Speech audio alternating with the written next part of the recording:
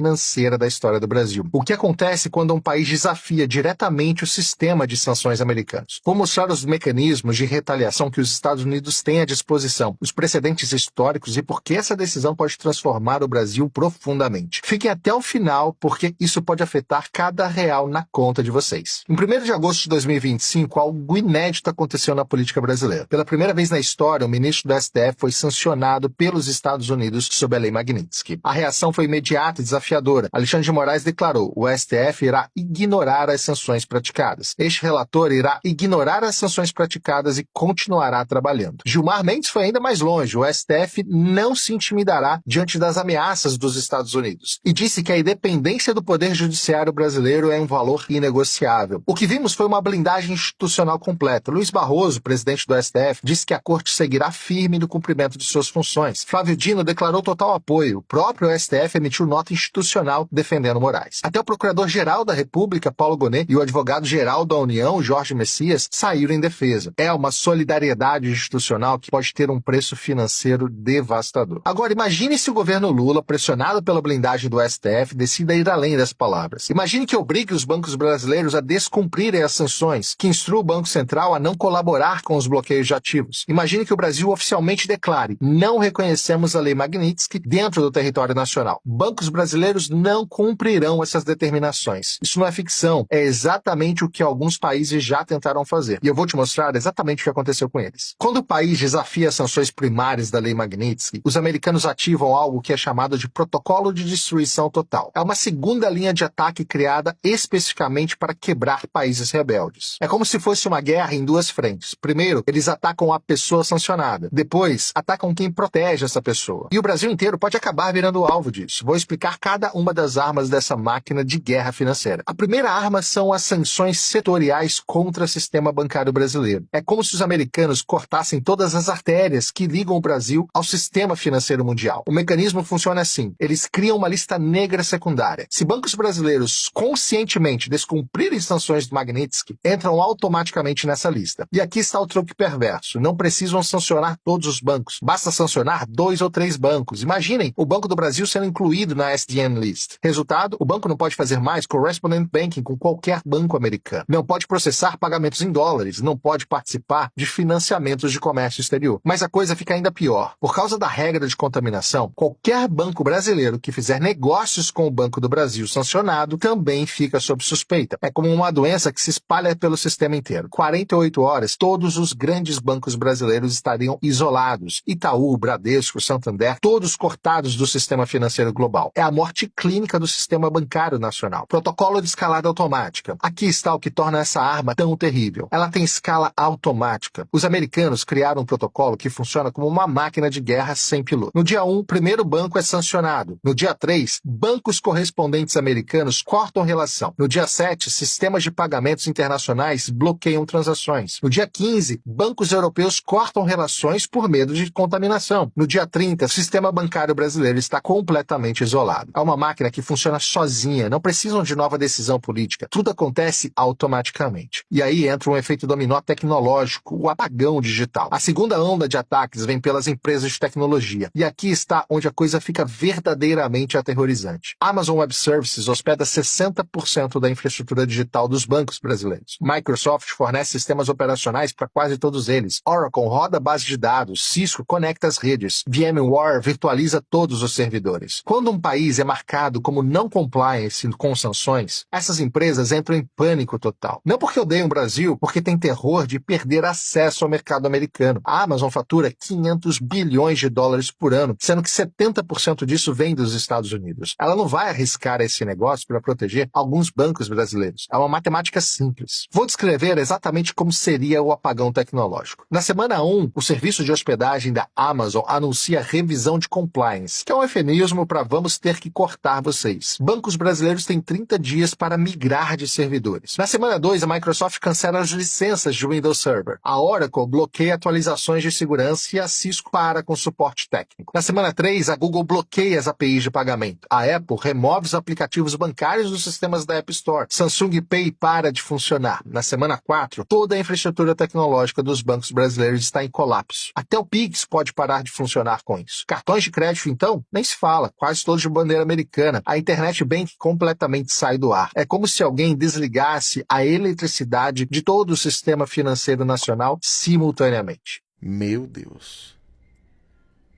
Vocês estão prestando atenção nisso? A segunda arma poderosa é o sequestro das reservas internacionais brasileiras. E aqui vem uma informação que vai chocar vocês. O Brasil tem 370 bilhões de dólares em reserva. Sabem onde 280 bilhões estão guardados? Em bancos americanos, europeus e treasuries do governo americano. É como guardar suas economias justamente na casa do inimigo. Os americanos não chamam isso de confisco. Eles usam termos técnicos, investigação de compliance, revisão de origem de fundos, auditoria de antilavagem, mas o resultado é o mesmo, o dinheiro fica totalmente congelado. O processo funciona mais ou menos assim. O Treasury Department, o Departamento do Tesouro, abre uma investigação administrativa sobre as reservas brasileiras. Alegam suspeita de que o dinheiro pode ser usado para facilitar violações das sanções aplicadas pela Lei Magnitsky. Durante a investigação, que pode durar anos, as reservas ficam totalmente bloqueadas. O Brasil não consegue acessá-las. Não consegue vender os títulos do Tesouro americano que possui. Não consegue movimentar qualquer tipo de depósito. É como se o Brasil acordasse um dia e descobrisse que 75% das suas reservas internacionais viraram papel de parede. Do dia para a noite, o país fica sem capacidade de defender a sua moeda. A terceira arma, desconexão do sistema SWIFT, é a arma nuclear do sistema financeiro internacional. SWIFT não é americano, ele é belga, na verdade, mas está totalmente dominado pelos americanos. Ele tem poder de veto sobre qualquer tipo de decisão, e quando os americanos pressionam, os europeus sempre cedem. O processo tem 3 fases. Primeiro, fazem a ameaça. SWIFT está revisando a participação de bancos brasileiros devido a violações de compliance de sanções. É um tiro de advertência. Bancos internacionais ficam apavorados, começam voluntariamente a reduzir transações com o Brasil. É como se o Brasil começasse a ficar com lepra financeira. Segundo, começam o isolamento seletivo. Bancos brasileiros ainda podem usar o SWIFT, mas com muitas restrições. Transações começam a demorar muito mais do que o tempo normal, e os custos ficam ainda maiores para as transações vindas do Brasil. É como se transformassem todas as autoestradas em estradas de terra e completamente esburacadas. Você ainda consegue chegar no seu destino, mas vai demorar 3, 4 vezes mais tempo, além de custar muito mais caro. E o terceiro, se o Brasil continuar resistindo à desconexão total, bancos brasileiros são simplesmente expulsos do sistema SWIFT. Resultado, o Brasil vira uma ilha financeira sem poder negociar com qualquer lugar do mundo. Não consegue receber pagamentos de exportações, não consegue pagar importações realizadas, o comércio internacional brasileiro para completamente, entrando em total colapso. A quarta arma, transformar commodities brasileiras em produtos tóxicos. É uma arma de destruição massiva econômica. O Brasil exporta 280 bilhões de dólares por ano. 65% são commodities. Soja, milho, café, minério de ferro, petróleo. Imaginem se esses produtos virassem radioativos comercialmente. Ou seja, ninguém poderia comprar do Brasil sem sofrer algum tipo de sanção dos Estados Unidos. Os americanos criam o que chamam de lista de contaminação comercial. Qualquer empresa que comprar commodities brasileiras, enquanto o Brasil proteger sancionados pela Lei Magnitsky, pode ser também sancionada. É uma estratégia de terror psicológico. Eles não precisam sancionar todas as empresas. Basta sancionar 2 ou 3 grandes, como exemplo que todas as demais irão seguir. Imagine que sancionem as americanas Cargill e Youngster Daniels Midland por comprarem soja brasileiro, que são grandes compradores. No dia seguinte, todas as outras trade companies param de comprar com medo de também serem sancionadas. É como se criassem uma epidemia de medo no mercado de commodities. O Brasil vira pária comercial do dia para a noite. A quinta arma, uma que pouca gente conhece, mas é devastadora. Pressão sobre as seguradoras internacionais. Todo comércio internacional depende de seguros. Navio carregando soja precisa de um seguro marítimo. Avião carregando café vai precisar de seguro de carga também. Até a refinaria de petróleo precisa de seguro de responsabilidade civil. E 95% das seguradoras internacionais são americanas ou europeias. A Lloyd's de Londres, a AIG, a Zurich, Allianz. Quando americanos pressionam, elas param de segurar cargas brasileiras. Resultado, navios param de sair dos portos brasileiros. Aviões param de carregar produtos brasileiros. É como se o Brasil fosse declarado não segurável. O olho que tudo vê. E aqui está o ponto mais aterrorizante. Os americanos têm tecnologia para detectar qualquer tentativa de burlar essas sanções em tempo real. Eles criaram algo que chamam de Matrix financeira. É um sistema de inteligência artificial que monitora trilhões de transações globalmente, 24 horas por dia. Cada transferência bancária gera 200 pontos de dados. Origem, destino, valor, horário, tipo da moeda. Bancos bancos intermediários, código SWIFT, até localização geográfica dos dispositivos usados. Inteligência artificial processa esses dados em tempo real. Machine Learning identifica padrões suspeitos. Se você transferir dinheiro para alguém sancionado usando um banco intermediário lá em Singapura, eles detectam em apenas 30 segundos. Meu Deus. Vocês estão prestando atenção nisso?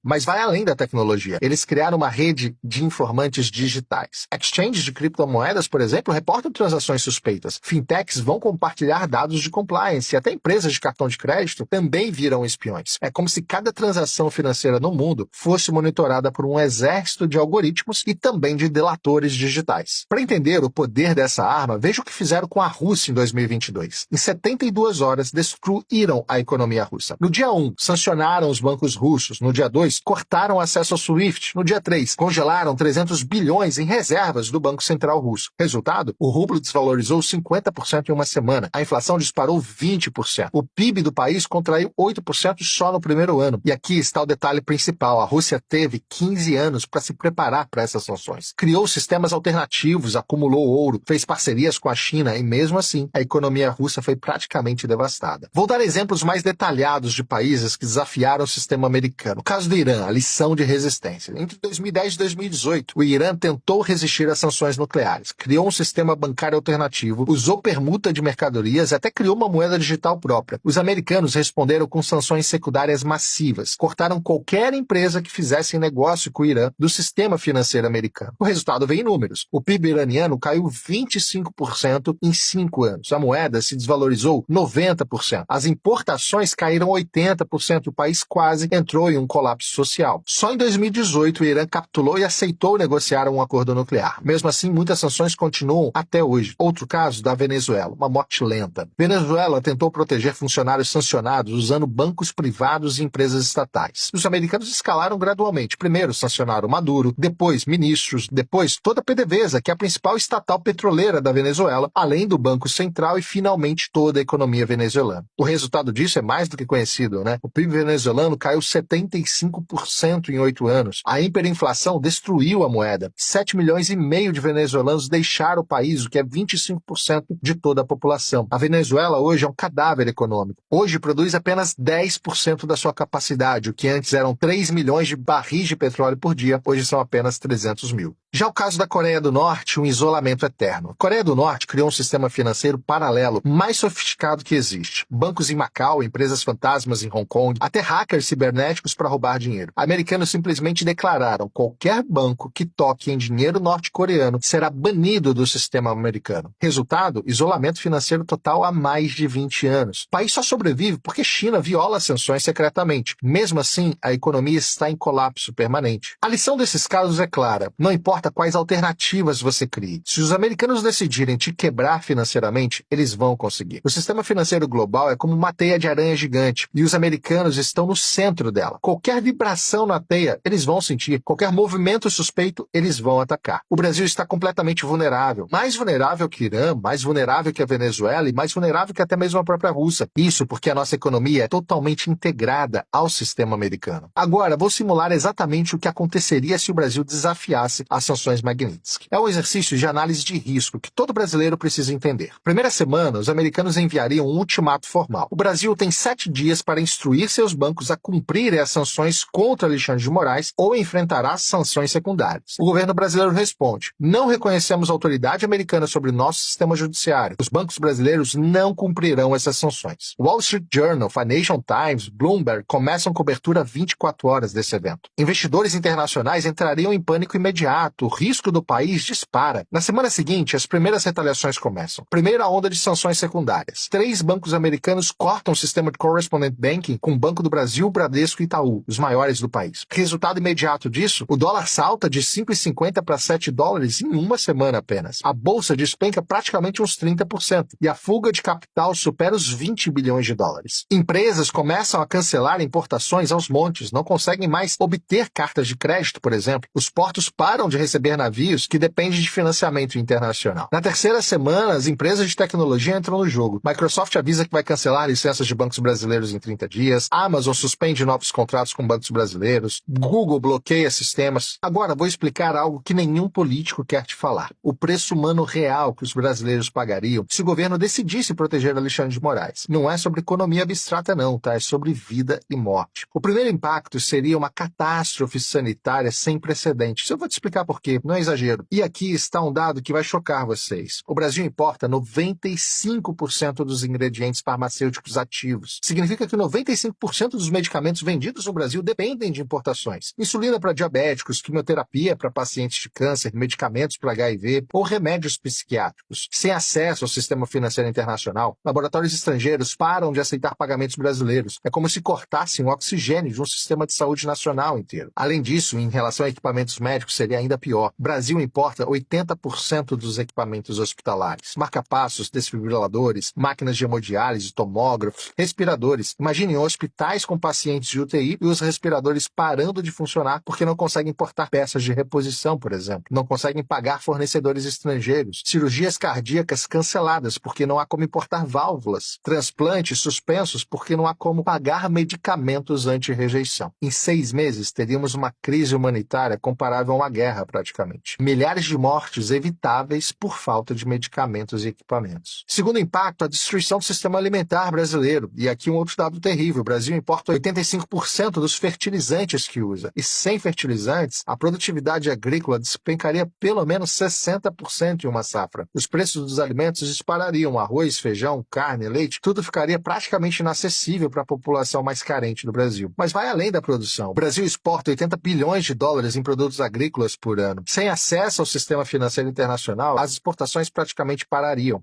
Meu Deus. Vocês estão prestando atenção nisso? O resultado disso é que o agronegócio praticamente quebraria. Milhões de empregos rurais seriam perdidos, cidades do interior entrariam em colapso total por conta da economia ser dependente desse mercado. O terceiro impacto seria uma crise energética. O Brasil importa 70% do petróleo que refina aqui dentro. Importa 40% do gás natural que consome. Sem poder pagar fornecedores internacionais, as refinarias parariam. Os postos de combustíveis ficariam sem gasolina. Caminhões param de rodar. A distribuição de alimentos colapsa. Usinas termoelétricas ficariam sem gás. Isso causaria uma instabilidade no sistema elétrico. As indústrias param de produzir por falta de energia confiável dentro do país. É como se voltássemos lá no século XIX. Economia baseada em carvão e lenha, desenvolvimento de décadas perdido em meses. O quarto impacto é que o Brasil vira um país isolado tecnologicamente. Sem Google, sem Microsoft, sem Amazon, sem Apple. As universidades perdem acesso a jornais científicos, pesquisadores ficam isolados da comunidade internacional. A medicina perde acesso a bases de dados médicas globais. Empresas perdem acesso a softwares internacionais e bancos ficam sem sistema de segurança atualizados. Fintechs param de funcionar e estudantes não conseguem usar plataformas educacionais internacionais. O Brasil vira um país academicamente isolado, como a Coreia do Norte é, por exemplo. E, obviamente, um outro impacto é o êxodo massivo da classe média alta. Qualquer brasileiro que tenha condições financeiras tentará sair do país. Médicos, engenheiros, cientistas, empresários, todos tentando emigrar antes que seja tarde demais. É como se o cérebro do país fosse sugado para fora. Universidades ficam sem professores qualificados, hospitais sem médicos especialistas, empresas sem executivos competentes para liderá-las. Em 2 anos, o Brasil perderia 30% de sua população mais qualificada. É um genocídio intelectual isso. O sexto impacto seria a destruição do sistema previdenciário. Imagina fundos de pensão brasileiros que têm 50% de investimentos em títulos estrangeiros. Com essas aplicações congeladas, aposentadorias poderiam parar de ser pagas. É como se roubassem décadas de contribuições previdenciárias e idosos ficam totalmente desamparados, com famílias inteiras entrando em completo desespero. E aqui está o dilema moral que vai definir o futuro do Brasil. De um lado, proteger a independência de um ministro do STF. Do outro, proteger 220 milhões de brasileiros de uma catástrofe humanitária. De um lado, manter o orgulho nacional. E do outro, evitar que milhares morram por falta de medicamentos importados, por exemplo. De um lado, resistir ao imperialismo americano. E do outro, permitir que o Brasil continue negociando com todo o restante do mundo. A realidade é que a soberania é um luxo que países dependentes não podem pagar. E o Brasil é brutalmente dependente do sistema internacional. Não temos medicamentos próprios, não temos